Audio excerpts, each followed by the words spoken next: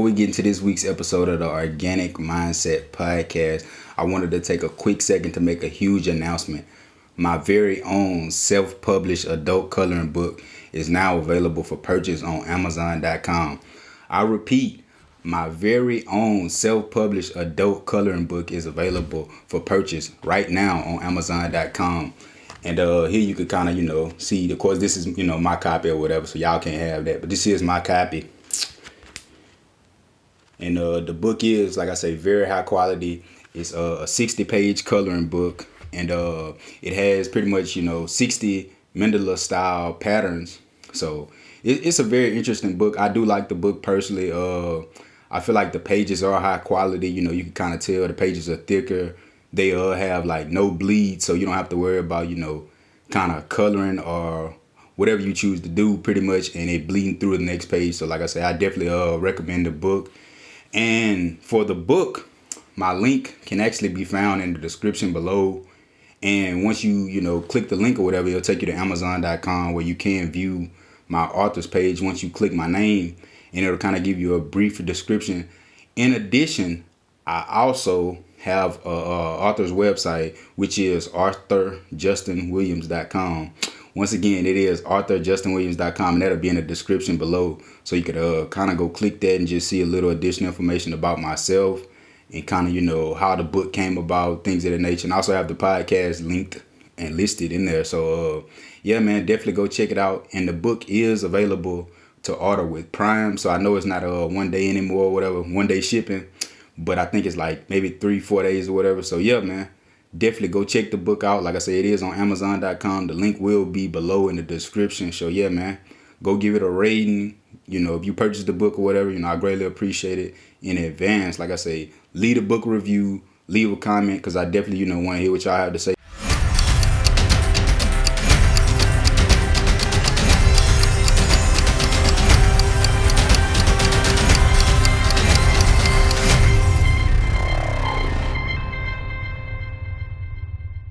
Welcome to another episode of the Organic Mindset Podcast. This is week, I don't know, but hey, man, you see what's going on. You already see that, the setting. So you already know I'm in a different location.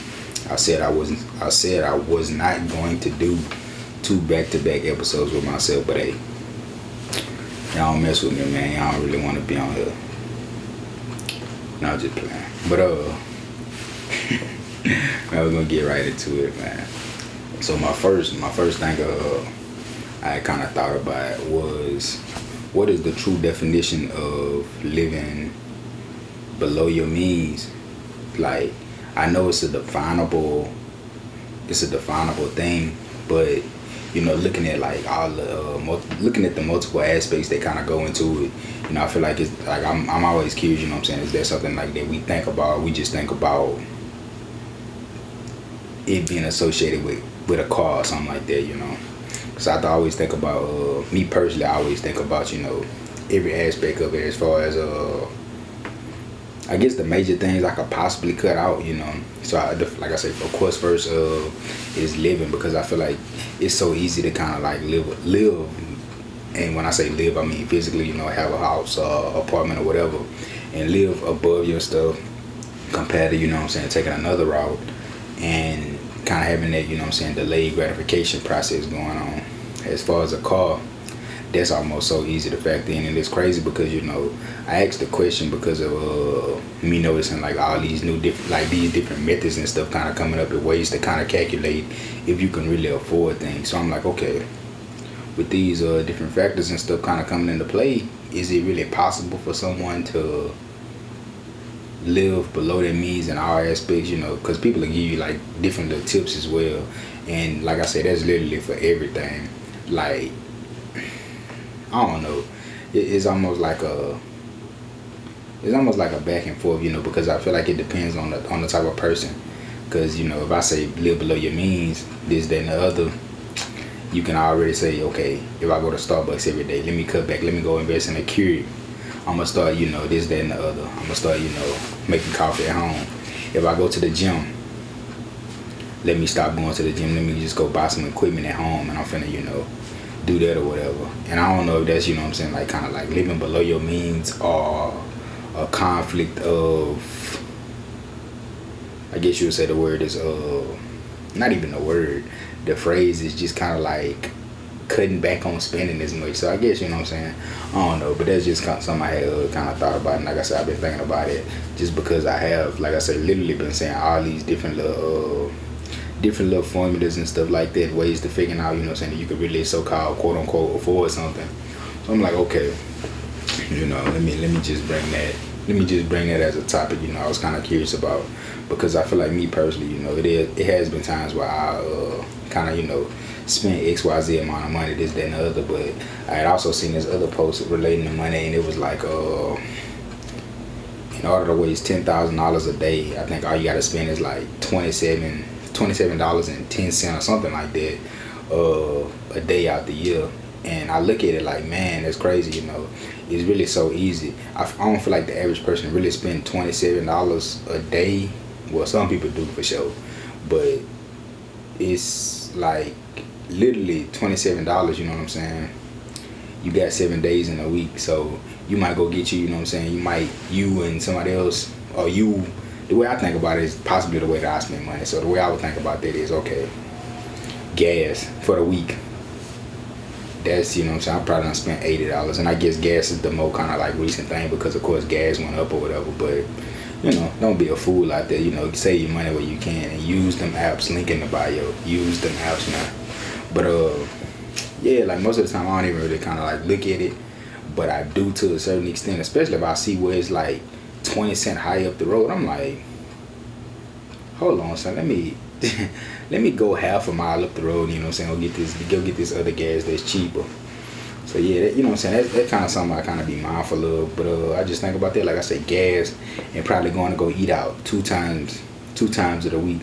I feel like that can almost be processed as a regular routine. So looking at that, you done spent, you know what I'm saying, close to, if not more than, you know what I'm saying, that $27 or whatever a day. But you didn't spend it in one day, you spent it, you know what I'm saying. Well, you didn't spend it over multiple days, you spent it within, you know what I'm saying, that 1-2 days or whatever.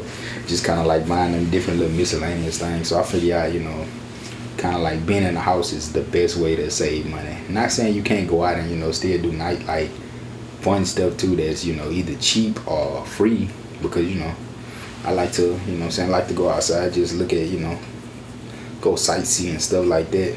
So you can definitely, you know what I'm saying, save money like that. But I feel like it's important to kind of just have those things within your mental so you can be aware, like, okay, let me, you know what I'm saying, let me try to go do this instead of having to go do this.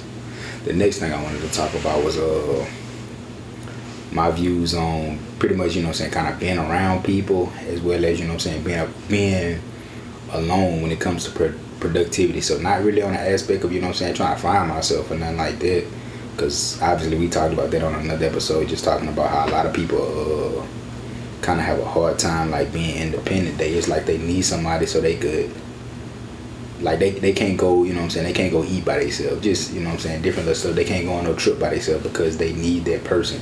So I'm not talking about it in that aspect. I'm talking about it like literally, you know what I'm saying, you grinding for something and you have people around you, regardless of what they may be doing. They might be doing the same thing, they might not, and you know what I'm saying, here you got yourself. So my personal view on it, you know, it's kind of like it really just depends on the situation, you know. If they on some stuff like more so kind of like on some building stuff or whatever, and they kind of like obviously interested in the same thing, and kind of like, you know what I'm saying, pushing that towards you or whatever, this, that, and the other, then I feel like it's beneficial to be around other people in that setting. As far as yourself, it's like for me, I mean, I'm perfectly fine with myself, and you know what I'm saying, doing stuff by myself when it comes to, you know, just a productive aspect, just because I know it's no distractions at all. Only distraction I'm making is, one of the distractions that I have is the ones that I'm making for myself. And I found it so easy, like when I'm really locked into something, to just put my phone to the side. I don't need to put it on do not disturb or nothing like that. I just put it to the side and force myself not to pick it back up, you know. And if I do pick it back up, I'm kind of like setting a mental time in my mind, like, okay, I know I need to, you know, look at this for at least 30 minutes to an hour straight, like literally straight. And then, you know, so I probably pick up my phone 5 minutes or whatever. Oh man, disregard the yawn. It's just 12 o'clock. But And I know y'all probably be wondering too, like, dang, Justin, why you be recording so late every time? I don't have no clue. I'm trying to find out myself. But yeah, as far as like I say, that productivity, it's so important. And also, kind of like thinking about your different aspects, different places where, what I'm saying, your motivation comes from. So with me, I feel like, I'm self-motivated. I feel like a lot of times I don't really need anybody to try to, what I'm saying, push me forward or make me do this, and other, because I always think about, the end goal. And I feel like the end goal, what I'm saying, is extremely helpful, especially in the aspect where it's like something that might not be overnight, what I'm saying. It might be years before you can actually like accomplish this.